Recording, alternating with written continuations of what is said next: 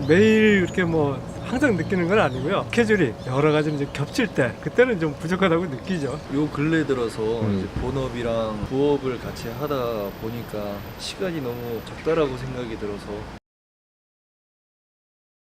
일본어 좀 공부를 하고 있는데 이제 시험 앞당겨 놓고 이제 뭐 약속 잡다 보면 잘 안 맞거든요. 그렇죠. 하고 싶은 일들이 많은데 시간이 좀 적게 느껴진다라고 생각이 드는 것 같아요. 인터넷 칼렌더에 이제 적어 놓고 관리를 하면 좀 낫더라고요. 최근에 제가 알게 된 건데 데일리 리포트라고 해서 1시간 단위로 제가 어떤 일을 할 건지 목표를 정하고 실행을 하려고 노력을 하는 편인데 적응이 많이 되지 않고 새해, 매달, 매주, 매일 우리는 계획을 세웁니다. 매번 계획은 세워봤지만 자기 반성을 해본 적은 없을 것입니다. 그래서 우리는 계획대로 실천하고 성취감을 느껴본 경험이 많이 있지는 않을 거예요. 신영준 저자의 두근두근이라는 책을 통해 시간관리에 대한 얘기를 하고자 합니다. 이 책은 놀랍게도 365페이지의 내용들이 백지와 명언으로만 가득 차 있습니다. 그럼에도 가격은 14,900원이나 하죠. 이 책만 보면 정말 쉽게 책을 만들 수도 있겠구나 싶은데 아무도 이 책에 대해 악평을 하지 않습니다. 이유는 이 책의 완성은 저자가 아닌 독자가 하는 것입니다. 이 책에는 자신의 데일리 리포트, 즉 일일 생활 기록을 하는 것입니다. 데일리 리포트는 우리에게 주어진 24시간을 1시간 단위로 무엇을 했는지 적으면 끝입니다. 그래서 사실 책이라기보다 다이어리에 가깝다고 생각이 드나 저자는 히스토리북, 자신의 역사를 기록한 책이라고 말합니다.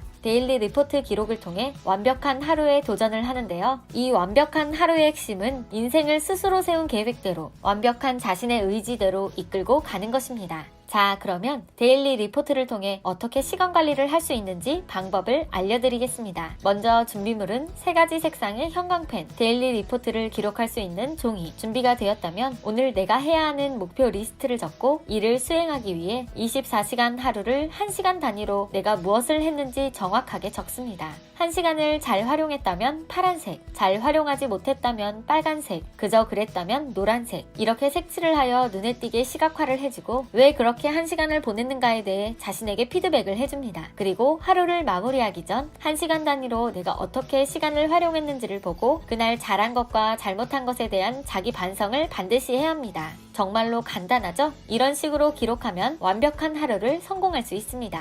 여러분, 이런 의구심이 들 수도 있어요. 그거 24시간을 적는다고 뭐 인생이 바뀌겠어? 내가 하는 거 뻔히 아는데? 그런데 사실 여러분들이 알고 있는 것보다 자신에 대해 잘 모릅니다. 일주일 전 내가 무엇을 했는지 또는 몇 시간 전에 내가 무엇을 했는지 정확히 인지하고 있지 않다는 것이죠. 그러다 보니 독서할 시간이 없다고 하는데 지하철을 오가는 여러분의 손에는 책이 아닌 스마트폰이 있는 경우가 많습니다. 신영준 저자는 데일리 리포트 기록을 통해 시간 관리를 철저히 하여 박사 학위를 취득했던 경험이 있습니다. 독자들도 데일리 리포트 기록을 통해 변화와 성장을 한 사람들이 많아지고 신영준 저자는 더 많은 이들에게 실천할 수 있도록 데일리 리포트 66일 기록 프로젝트를 시행하고 있습니다. 왜 66일이냐면 인지 부조화라고 해서 쉽게 말하면 습관인데요. 이 습관이 형성되는 시기가 66일이 걸린다고 합니다. 예를 들어 데일리 리포트 기록을 하는데 처음에는 안 하던 걸 하려니까 불편한 겁니다. 그런데 습관이 형성되는 시기가 지나면 이제는 기록을 안 하는 것이 불편해지게 되는 구조로 바뀌게 되는 거죠. 그래서 뭐든지 꾸준히가 중요한데 데일리 리포트도 적다가 안 적다가 하는 게 아니라 매일을 완벽하지 않아도 되니 기록을 해보는 실천을 하는 겁니다. 저도 지난 약 3개월 동안 데일리 리포트를 작성해봤는데요. 저 같은 경우는 데일리 리포트를 인쇄하여 기록을 했습니다. 보시면 기상부터 취침까지 1시간 단위로 제가 무엇을 했는지 기록을 했고 1시간을 잘 활용했다면 파란색으로 칠하고 피드백을 했습니다. 그리고